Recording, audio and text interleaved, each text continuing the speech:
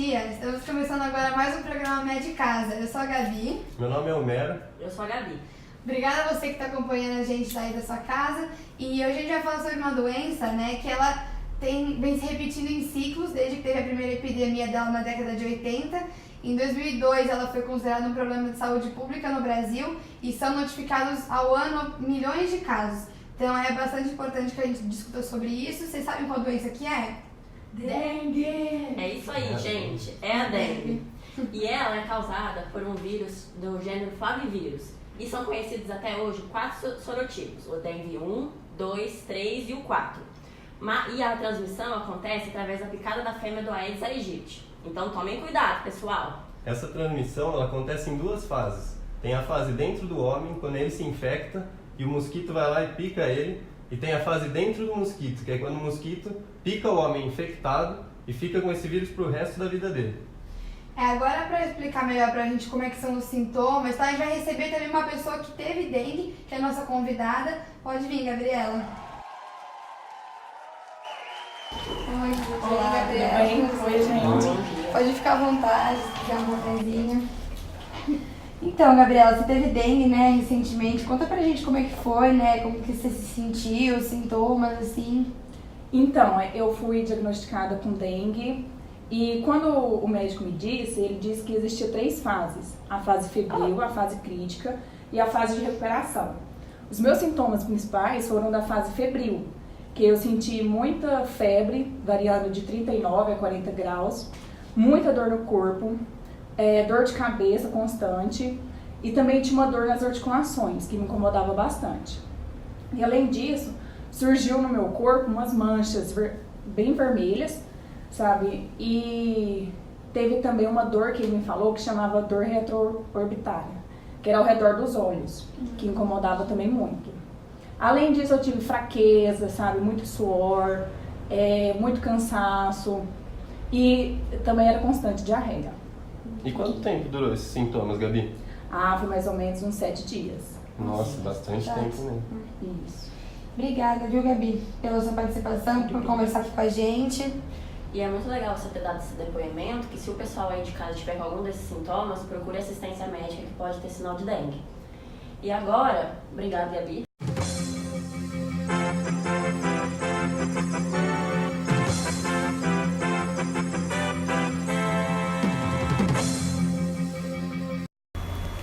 Interrompemos agora o programa para fazer um anúncio urgente. Foi encontrado um local propício a ser criadouro do mosquito da dengue. Como vocês podem ver aqui, tem acúmulo de água em vasos, onde a fêmea do Aedes aegypti pode colocar os seus ovos, levando ao desenvolvimento e disseminação do mosquito transmissor da dengue. Lembrando que a prevenção é a maneira mais eficaz de combater a doença, já que o controle e redução do vetor, que é o mosquito, leva também à redução na incidência da doença.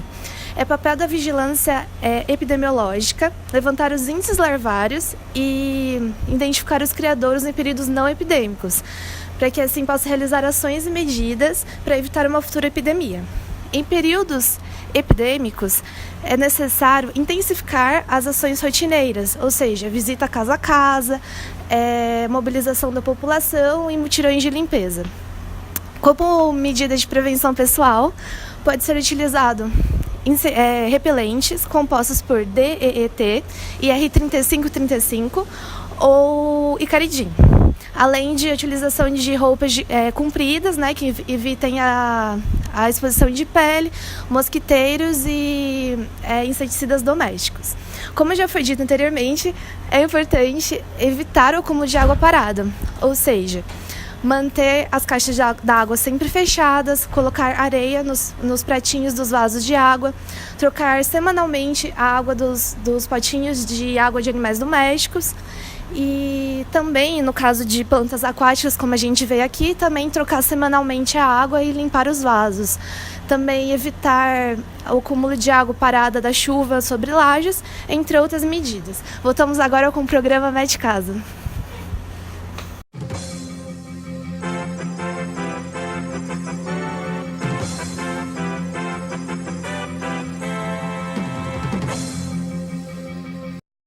E E agora, para melhor explicar sobre essa doença, vamos chamar agora dois convidados, a doutora Inália e o doutor Ibrahim.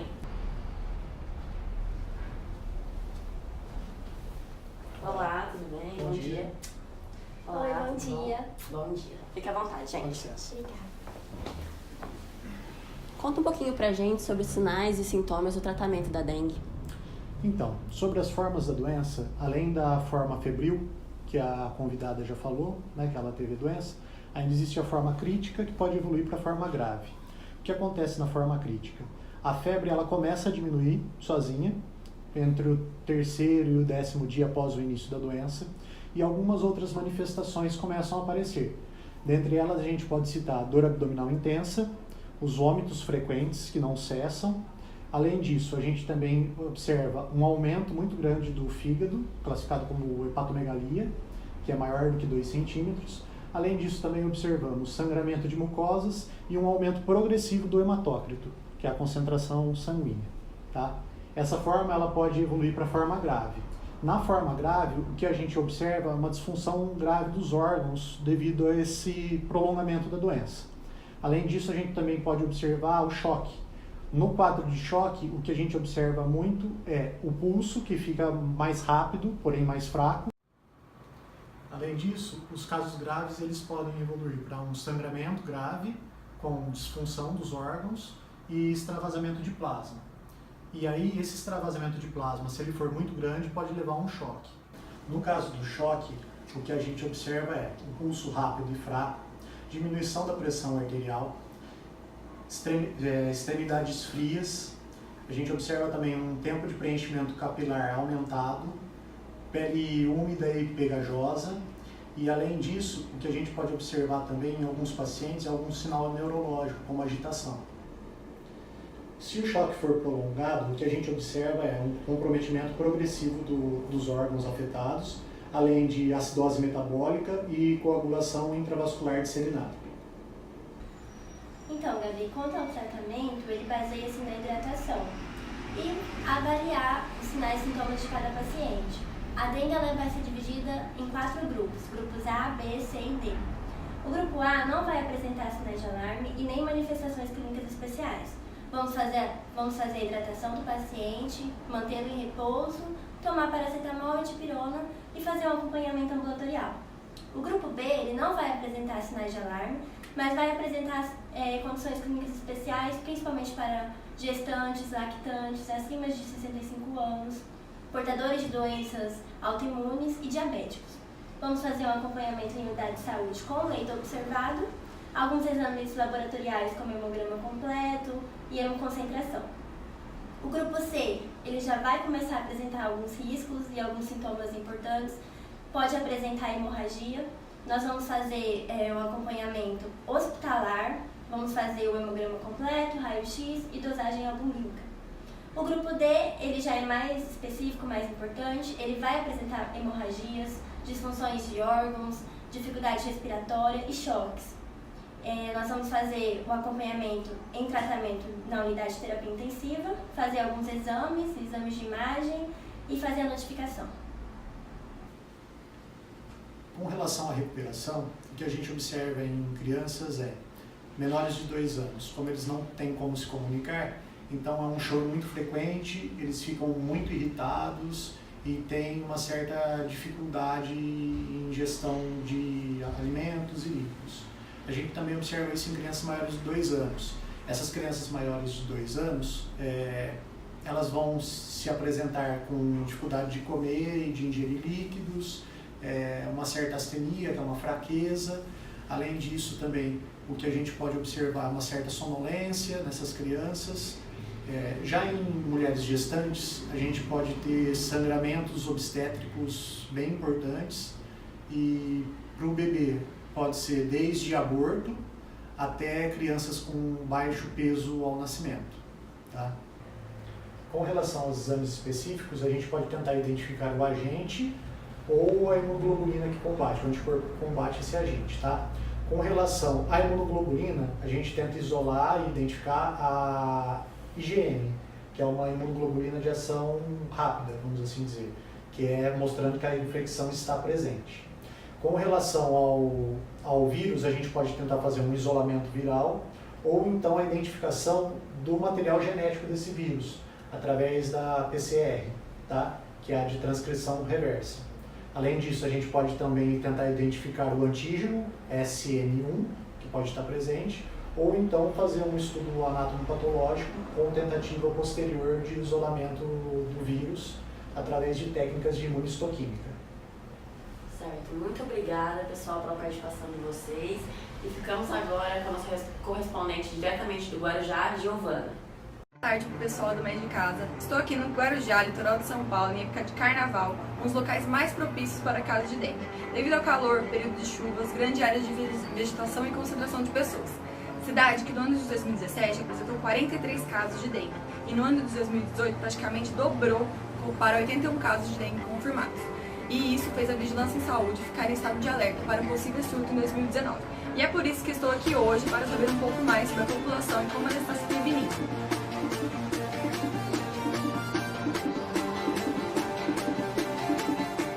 Você sabe como se pega dengue? Bom, que eu saiba, a dengue ela é transmitida quando um mosquito pica alguém, já tem o vírus, e depois ele pica uma pessoa que não tem o vírus, transmitindo a dengue. É dengue? Sim, eu sei que a gente não pode deixar água parada, eu sei que é errado você deixar água acumulada em pneus, pratinho de vasos, você tem que fazer uma limpeza, você pode inclusive deixar cloro, né, onde tem um resíduo assim, de água, porque isso evita a apropriação a Aedes, né? E os potinhos de cachorro? Ah, é verdade, a gente tem um cachorrinho, a gente também troca a água dele várias vezes por dia, porque isso é saudável para ele e também para o ambiente, para evitar, né, a apropriação do mosquito da dengue. Sabe como se previne a dengue? Não se pode deixar água parada, água em algum recipiente, tipo um pneu na rua. Sem água parada, o mosquito não consegue se reproduzir. Como que pega a dengue? Eu acredito que a dengue você pega o mosquito, né, o Aedes aegypti, né, e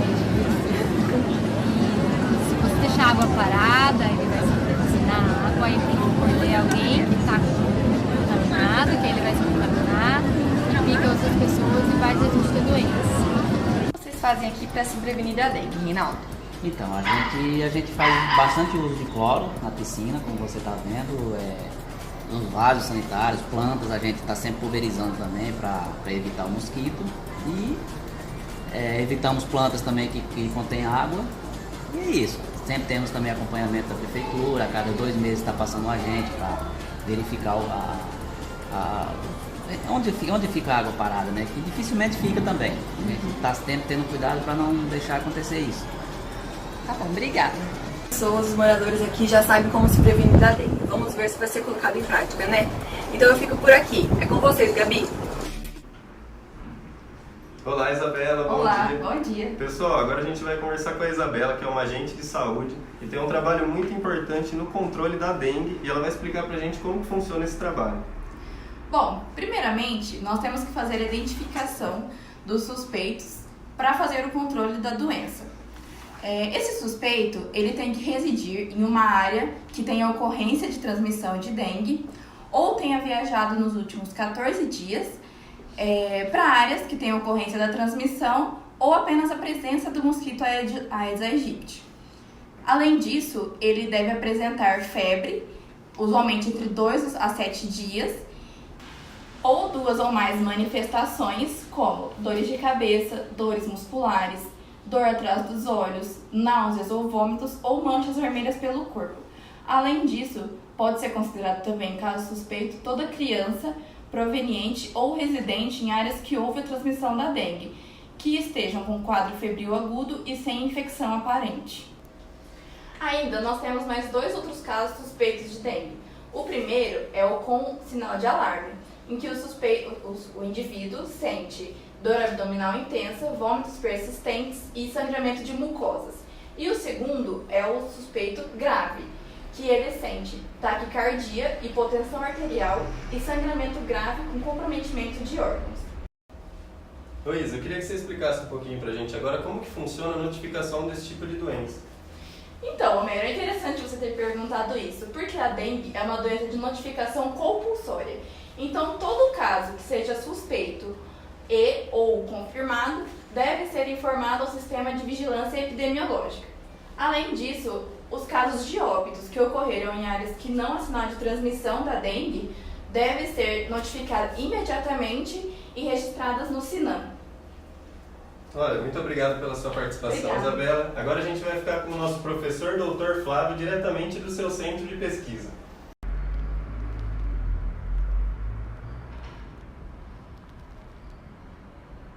Opa, já começaram as filmagens?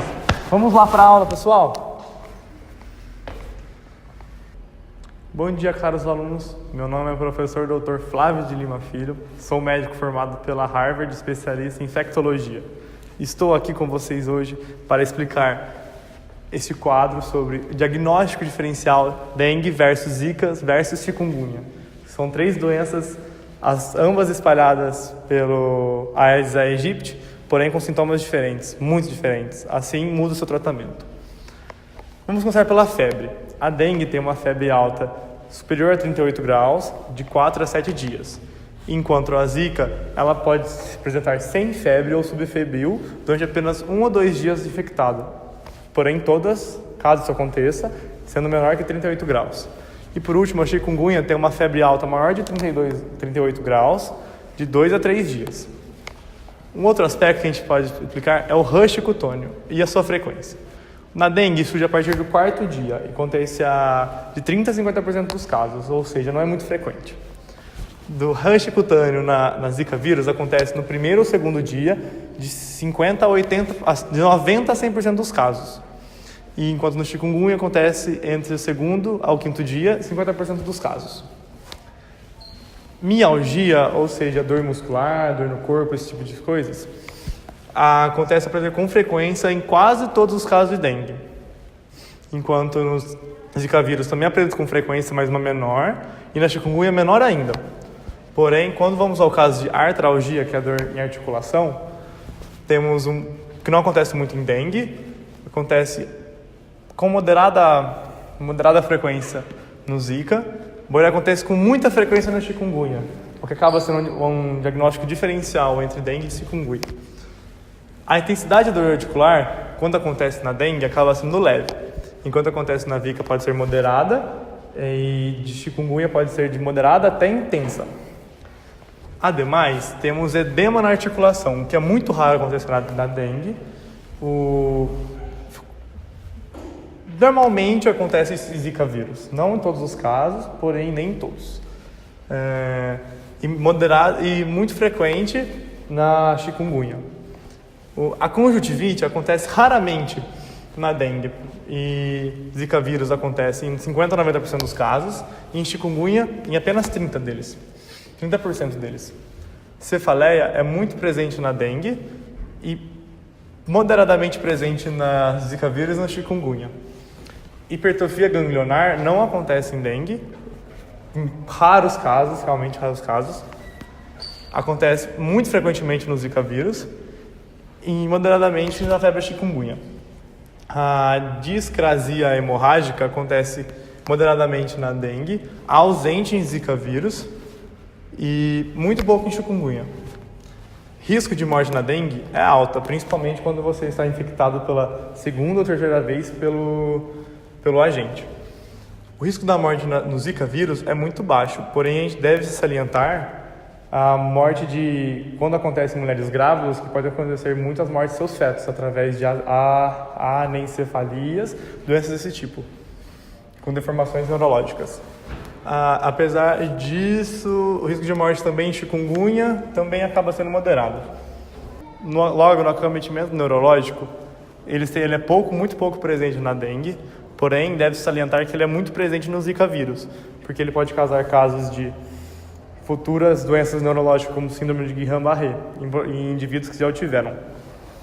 E, por último, no febre chikungunya, também é muito pouco presente, acaba sendo muito pouco presente. Isso acaba sendo um diagnóstico bem diferencial entre as 3 doenças. Pessoal, muito obrigado por comparecer a esse aulão. Fico muito grato pela presença de todos e é com você, Gabi. Flávio, pelas informações. E é sempre bom ouvir de quem entende do assunto, né, Gabi? Mesmo. Obrigada por acompanharem até aqui. Nosso programa se encerra agora. Esperamos vocês no próximo. Tchau, tchau. Tchau.